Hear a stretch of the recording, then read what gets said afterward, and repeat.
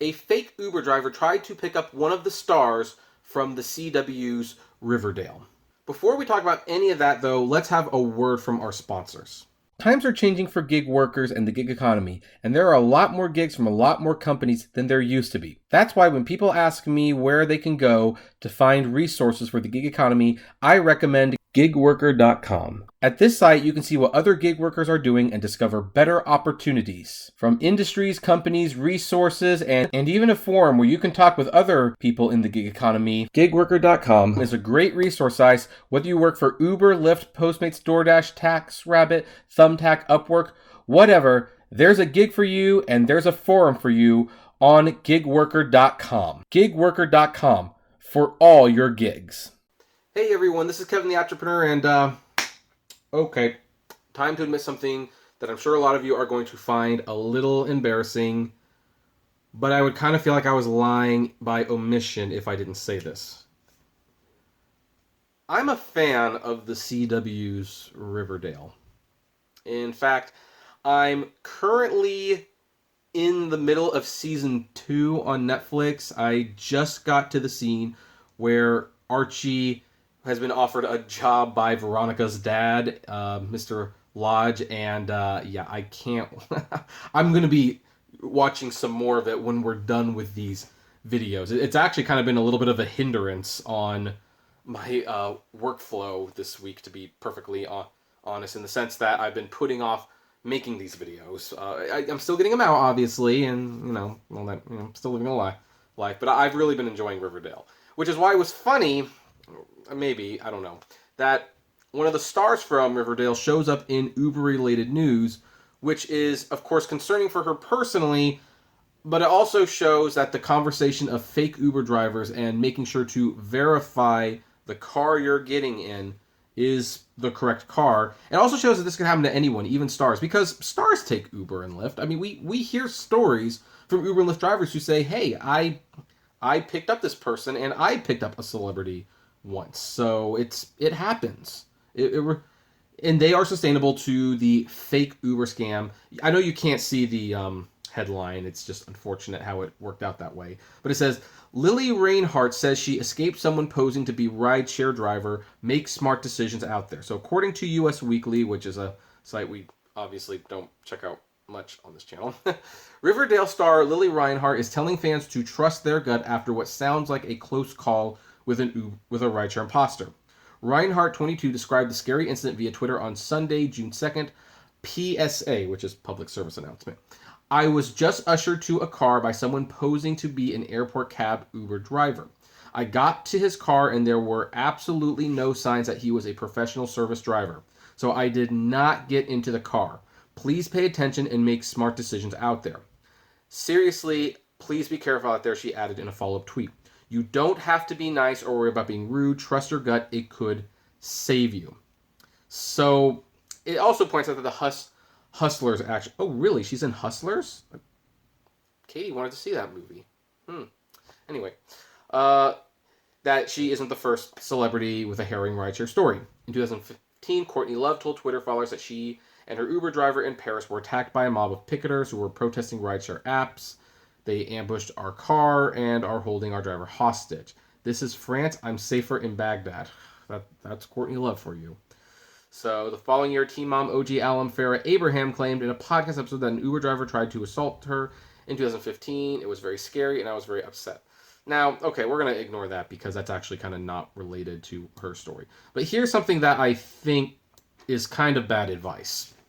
And by the way, she plays Betty on Riverdale, and I really like Betty on Riverdale. So this is not a slight on her. She gave the best advice possible that she knew how to give. But she says, you don't have to be nice or being rude. Trust your gut. It could save you. I can't highlight on this site for some reason. Oh, well, anyway. She says to trust your gut. You don't have to trust your gut.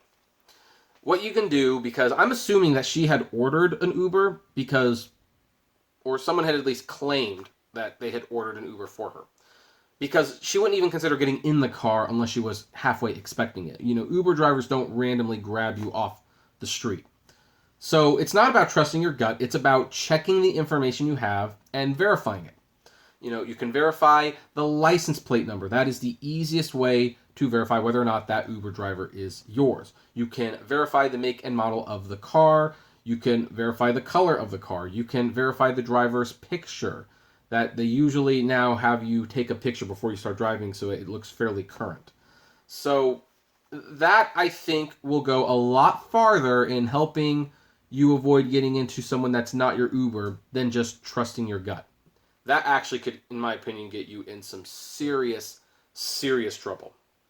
So, I mean, here's the thing. I am glad that she is highlighting that this is a problem, that people will try to take advantage of you. And the thing is, I kind of wonder what would have happened if this guy did have Uber or Lyft stickers. I mean, Uber and Lyft stickers are not difficult to come by. You can buy them on eBay. Heck, they give them away for free at the Greenlight Hub. I mean, I know people who just walk into the Greenlight Hub and say, hey, I'm a Uber driver. Can I get a couple more stickers? And they're like, oh, yeah, sure. And they just hand them to you because they got thousands of them. And they don't care. It's just a sticker. And yet those stickers could make the car disguise as an Uber or Lyft drive. My question to Lini, is that her name? I'm sorry. I'm already forgetting her name. Lily, I'm sorry. I'm sorry, I'm just bad with names. What if the Uber or Lyft sticker had been on the vehicle? Would you have gotten in? Because he still would have been a fake Uber driver. You just, like I said, that's where the trusting your gut aspect. Now, granted, if something doesn't feel right, then yeah, stay away from it. I'm not saying there's no merit to that whatsoever. It's just, there was another way. There were several other ways you could verify that this was not a real Uber driver. If he had those stickers up there, I'm afraid to think that you might have actually thought that this was an Uber driver, and Riverdale would have lost another cast member because Luke Perry died earlier. In case you didn't realize, Luke Perry was in that show. I'm going to really miss him in that show too. So I'm glad that she's safe. I'm glad she's warning people that there are issues. People are still trying to take advantage of other people. There are fake Uber drivers out there, and they don't care. They will lie to your face and say, I'm your Uber.